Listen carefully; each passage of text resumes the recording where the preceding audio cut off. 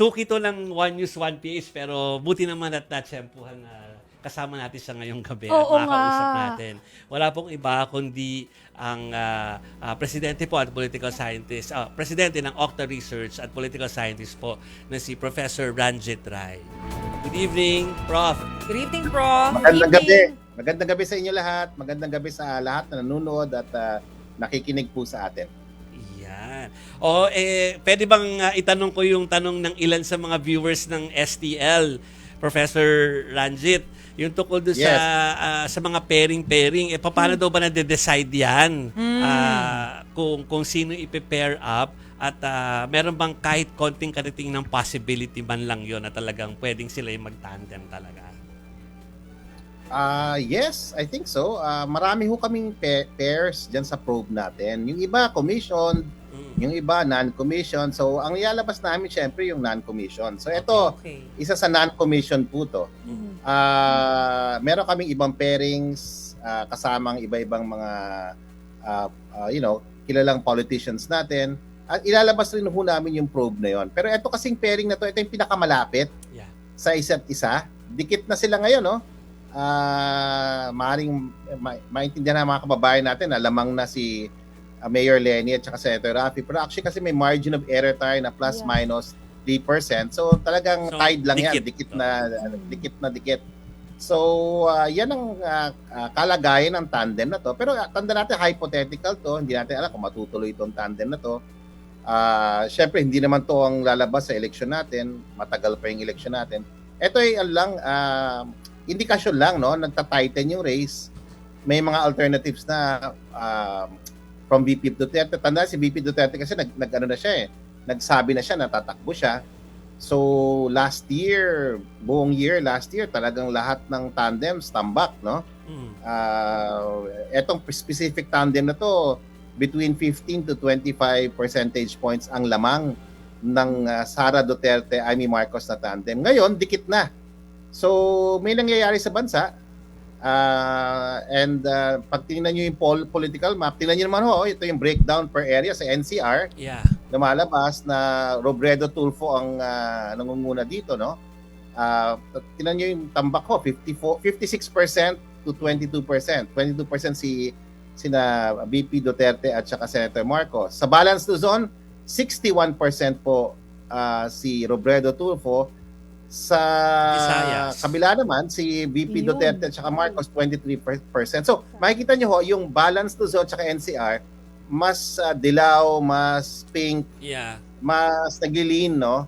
Hindi ibig sabihin lahat ng region ganyan, ha? Kasi for example, sa balance Luzon, ang Cagayan Valley talagang Duterte yan, no? Ilocos, Duterte Marcos pa rin yan. Pero pag bumaba tayo pag tinignan yung kabuuan, balance Luzon at saka NCI, doon ho ang baluarte ng Robredo Tulfo, yung tandem na to. Pangalawa, sa Visayas po, Teka lang, Prof. tied na. Sorry, Prof. Sisingit ako. Ilocos, Duterte, Marcos. Because of Aimee. Yes, because of Aimee, no? And in many places there, malakas talaga. Malakas pa rin yung Marcos. Nagdadala ng boto sa kanila, no? Sa grupo nila. Sa Mindanao naman, tabla sa tabla sa Visayas, pero yung Mindanao is another story. That's like sobrang tambak din naman Sobrang yung pink. Sara. Oo. So yan, nakikita niyo naman. So yung ganito ka-tight yung race at ganito rin yung hindi ko kasi alam kung nakuha niyo yung yung political map na nilabas namin this morning. Pag tingnan niyo yung map na yon, pink Luzon, NCR, pink yan. Sa gitna, tied sila, up for grabs yan. Tapos sa baba, Mindanao, yan, nakita niyo na, yan po. So, makikita niyo yung map, Balance Luzon, NCR, that's North and South Luzon, lahat yan, pink na yan, no? I mean, dyan nangunguna, no? Nakita niyo naman, lalaki ng tambak yan ng Robredo Tulfo. Prof, si Chicky Verhel po ito. So, ibig sabihin po ba nun? Kasi dati, di ba, yung pagitan ng dalawang tandem na to, sabi mo, 15 to 20 points. Kumbaga, pabor kay VP Sara and Senator Amy Marcos, no? Pero sabi mo nga ngayon, nakita natin, 45 and 42. So, close na close. Sabi mo, parang tie na. Statistically tied siya.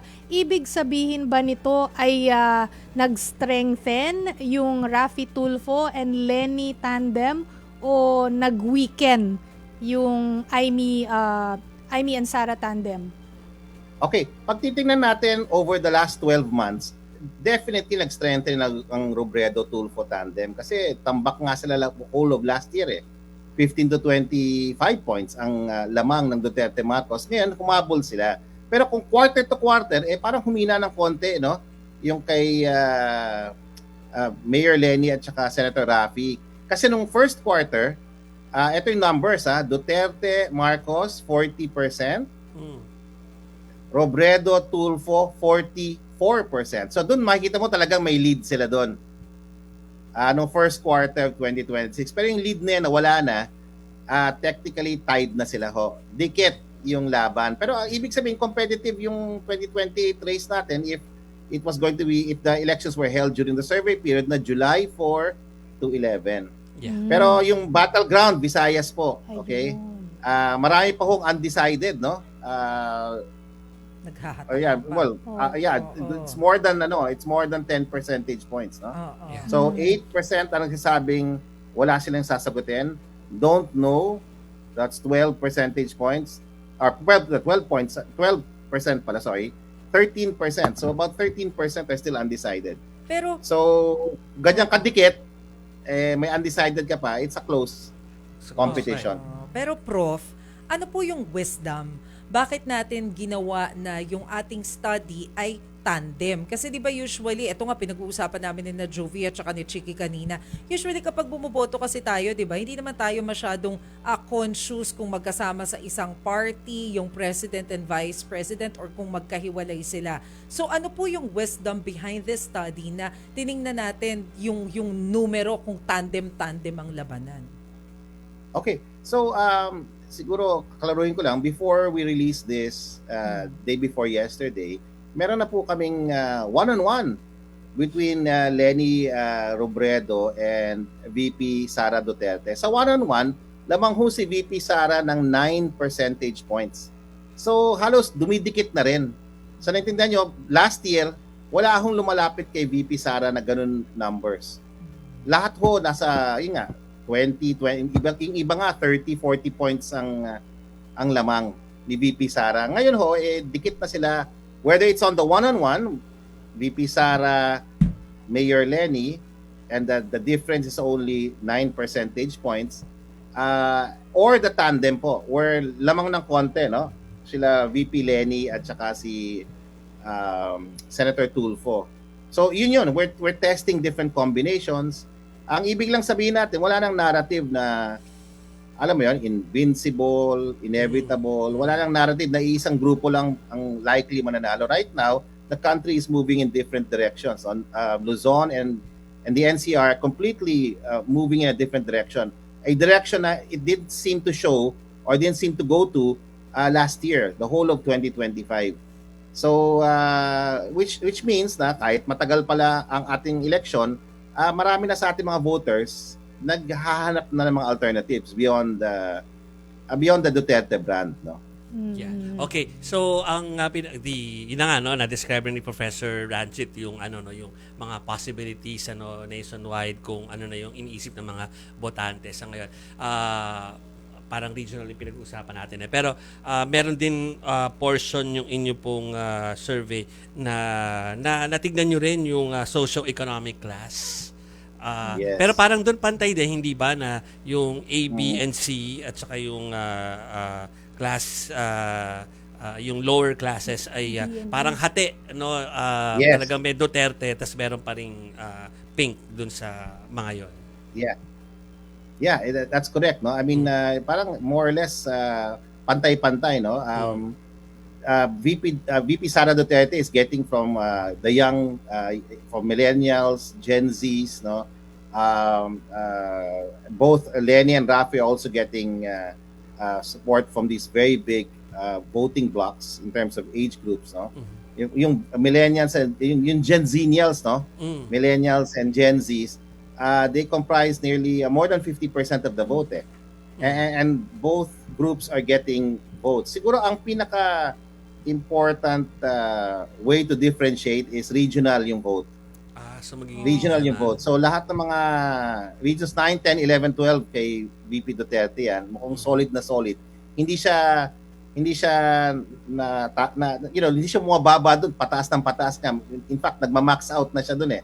Kahit pag tingnan niyo sa Mindanao, nasa 90 na siya eh. Yeah. So, moving forward, she needs to get votes sa balanced zone at NCR. And she needs to win convincingly in Visayas. And by the way, Central Visayas is strongly leaning towards Duterte Marcos. The Ilonggo-speaking regions in Visayas are leaning towards Robredo. Malakas ang impact ni Raffy Tulfo, yung Tulfo brand in general, kasi kinoconsolidate niya yung boto sa NCR, in short, pinapalaki niya. Tapos kung saan yung weakness ni VP Leni, which is Visayas, doon malakas rin yung nakakakuha ng boto sila Tulfo doon. So pag kinumbine mo yung Robredo Tulfo, malakas na combination siya. So this is why we're testing it, no? Sa lahat ng tandems na tinest namin, ito yung pinakamalapit, ito yung pinakadikit, ito yung minsan lumalabang pa. Pero, kaya ito yung lalabas namin. It's no secret na aside from sinabi ni Lenny na ayaw niya, no, si Senator Raffy nga nagpapatanggal na ng pangalan sa mga survey. Pero sinabi na ni Professor Ranjit, importante yung brand. What if ibang Tulfo yung humalili doon sa ano na to? Yung brand ba na Tulfo pa rin magsa-stand or talagang dapat Raffy yun? Sa tandems na to, nakikita namin sa data. Maglalabas kami, Jove, ha? Hindi pa namin kasi nilalabas kaya hindi ko mapag-usapan eh. So, papa-approve pa kung pwede ilabas yon. Pero meron kami na Erwin Tulfo eh. Okay. Pero yun nga, sinasabi ko lang, mas competitive tong kay Raffy. Combination na Raffy versus yung Erwin. Now, that doesn't mean to say na tambak yung... Hindi. Very competitive nga. Malapit rin eh. Yeah. Ang Tulfo brand mas transferable between Raffy and Erwin. Okay. Yun ang papansin namin. Okay? Kay Lenny parang hindi eh. Hindi siya ganun kadaling si VP Sara ganun din. Transferable, meaning ano siya, pag Duterte yung brand, mukhang it will transfer to another Duterte or Duterte aligned. So na-test na rin namin yan. So for example, si VP Sara, pag hindi siya tatakbo at ang option lang ay si Bongo, most of her votes, a big chunk, a significant chunk, more than 50% of our vote will go to two people, no? But the number one will be Bongo and what you call this, Robin Padilla. So, yan. So, kay VP Robredo, hindi clear kung saan pupunta yung boto eh. Some of it will go, minority of it, or a small percentage of it will go to people like Senator Risa and Senator Bam. So, pero wala talagang which is different sa Tulfo naman, no? Parang mas transferable, no, yung sa Tulfo brand, no, kay Erwin at saka kay Raffy, kasi kung sa malakas si Raffy, doon rin malakas si Erwin eh. Duterte brand, hindi pa pwede ilipat ni VP Sara kung hindi na siya pwede tumakbo sa mga kapatid niya. Yun nga eh, kaya nga mas madaling ilipat yung kanya kasi dahil unang-una geographically set siya eh. Okay. So regions 9, 10, 11, 12, nakaset na yun, hindi na gumagalaw doon. So kung sino man Duterte or inanoint ng Duterte family, mukhang solid eh. So they have something like 20. Naglabas din kami ng survey, Jove. Di ba, tinanong namin, ano bang gustong verdict ng mga tao after the impeachment trial? So it's a pre-trial perspective. So ang sabi ng mga kababayan natin, 55%, hihintayin muna nila yung ebidensya. Hindi muna sila magbibigay ng verdict. Hintayin nila ebidensya. Number 2, 21% na nagsasabi na i-acquit, no? Tapos 17% ang nagsabing patalsikin. So, unang-una, ang first wisdom na makuha natin dito, walang malakas na mandate for either acquit or convict. Number 2, yung convict at saka acquit, ang liit lang ng gap.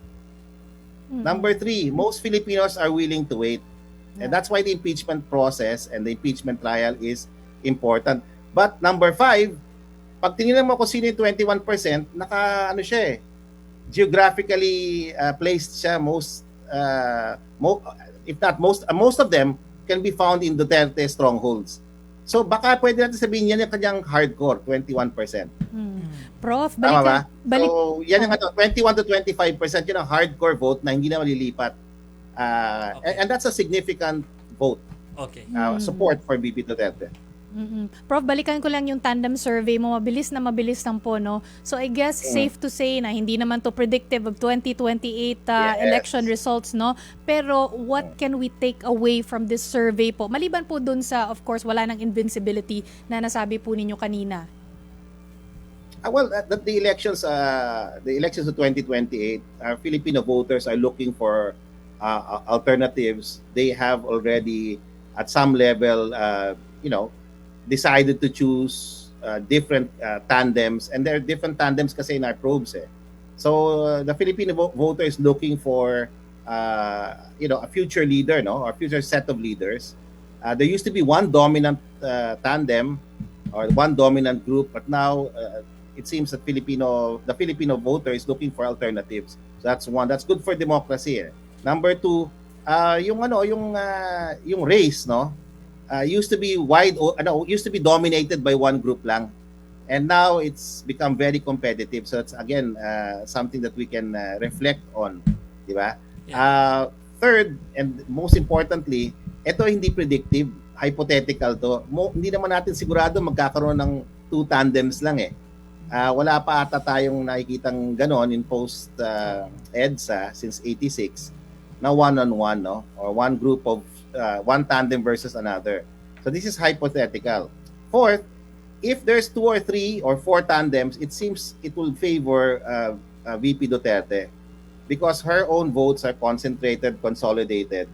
Pag maraming tandems, mukhang ang nakikita namin nalulusaw ho yung opposition to the Duterte coalition. In Duterte coalition, they have 20 to at most 25% of the vote already in their control. And they're geographically located, they're ethnic, yung may ethno-linguistic character sila, karamihan ay Cebuano speaking. And where they're not very strong is in regions na hindi naman Cebuano speaking rin. So nakita niya, so may ethno-linguistic character siya. Aside from the fact it's spread out, no? So may ABC, may D, may E. She's very strong in E. By the way, VP Duterte is very strong in E. And they have votes in among the Ginzenials also. Okay. Okay. Sige po, Professor Ranjit Ray, maraming salamat po for joining us this evening.